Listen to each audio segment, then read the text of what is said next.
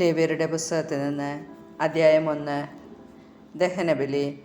കർത്താവ് മോശയെ വിളിച്ച് സമാഗമകൂടാരത്തിൽ നിന്ന് പറഞ്ഞു, ഇസ്രായേൽ ജനത്തോട് പറയുക, നിങ്ങളിൽ ആരെങ്കിലും കർത്താവിന് ബലിയർപ്പിക്കാൻ വരുമ്പോൾ കാലിക്കൂട്ടത്തിൽ നിന്നോ ആട്ടിൻകൂട്ടത്തിൽ നിന്നോ ബലിമൃഗത്തെ കൊണ്ടുവരണം. ദഹനബലിക്കുള്ള മൃഗം കാലിക്കൂട്ടത്തിൽ നിന്നാണെങ്കിൽ ഊനമറ്റ ഒരു കാളയെ സമർപ്പിക്കട്ടെ.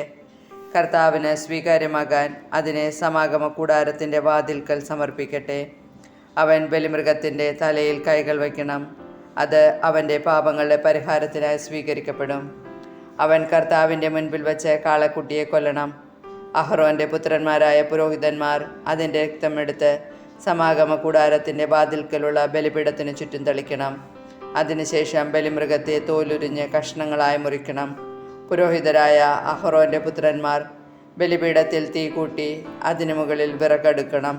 അവർ മൃഗത്തിൻ്റെ കഷ്ണങ്ങളും തലയും മേധസ്സും ബലിപീഠത്തിൽ തീക്കു മുകളിൽ വിറകിനുമീതെ അടുക്കി വയ്ക്കണം.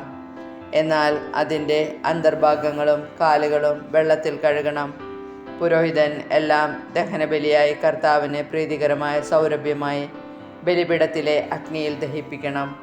ദഹനബലിക്കായുള്ള കാഴ്ചമൃഗം ചെമ്മരിയാടോ കോലാടോ ആണെങ്കിൽ അത് ഊനമറ്റ മുട്ടാടായിരിക്കണം.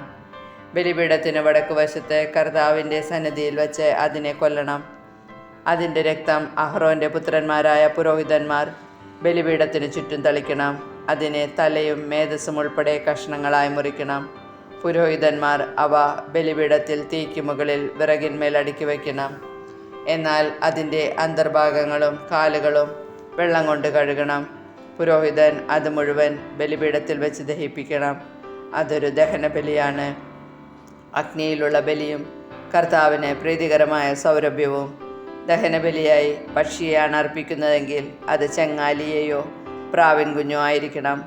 പുരോഹിതൻ അതിനെ ബലിപീഠത്തിൽ കൊണ്ടുവന്ന് കഴുത്ത് പിരിച്ച് മുറിച്ച് ബലിപീഠത്തിൽ വെച്ച് ദഹിപ്പിക്കണം. രക്തം ബലിപീഠത്തിൻ്റെ പാർശ്വത്തിൽ ഒഴുക്കിക്കളയണം. അതിൻ്റെ ആമാശയവും തൂവലുകളും ബലിപീഠത്തിന് കിഴക്ക് വശത്ത് ചാരം ശേഖരിക്കുന്ന സ്ഥലത്തിടണം. അതിനെ ചിറകുകളിൽ പിടിച്ച് വലിച്ചു കീറണം.